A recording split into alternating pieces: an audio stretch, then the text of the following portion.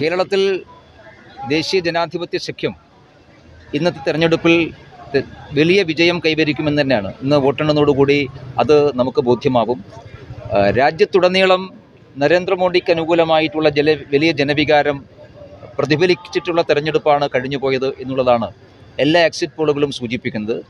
ബഹുമാനപ്പെട്ട പ്രധാനമന്ത്രി പറഞ്ഞതുപോലെ തന്നെ 400-ലേറെ സീറ്റുമായി ദേശീയ ജനാധിപത്യ സഖ്യം അധികാരത്തിലേക്ക് മൂന്നാം ഊഴത്തിന് വേണ്ടി തിരിച്ചു വരും എന്നുള്ളത് തന്നെയാണ് ഞങ്ങൾ വിശ്വസിക്കുന്നത്. ആ തരംഗം കേരളത്തിലും പ്രതിഫലിച്ചിട്ടുണ്ട് എന്നുള്ളതാണ് ദേശീയ മാധ്യമങ്ങൾ നടത്തിയിട്ടുള്ള എക്സിറ്റ് പോളുകളുടെ പ്രാഥമികമായിട്ടുള്ള സൂചനകൾ എന്ന് മനസ്സിലാക്കുന്നത്. അതുകൊണ്ട് ദേശീയ രാഷ്ട്രീയത്തോടൊപ്പം തന്നെയാണ് കേരളവും എന്ന് കൃത്യമായി സൂചിപ്പിക്കുന്ന തെരഞ്ഞെടുപ്പ് ഫലമായിരിക്കും ഉണ്ടാകാൻ വേണ്ടി പോകുന്നത്. കേരളത്തിൽ നിന്ന് ഒന്നിലേറെ പാർലമെൻറ്റ് മെമ്പർമാർ ഈ പ്രാവശ്യം ദേശീയ ജനാധിപത്യ സഖ്യത്തിന് വേണ്ടി ഉണ്ടാകും. വലിയ തോതിലുള്ള വോട്ടിംഗ് പെർസെൻറ്റേജിൽ വർധനവുണ്ടാകും. കേരളത്തിലെ രാഷ്ട്രീയ രംഗത്തെ മുന്നണി സംവിധാനം പൊളിച്ചിടുന്ന ഒരു തെരഞ്ഞെടുപ്പ് ഫലമായിരിക്കും ഇന്ന് വരാൻ വേണ്ടി പോകുന്നത്.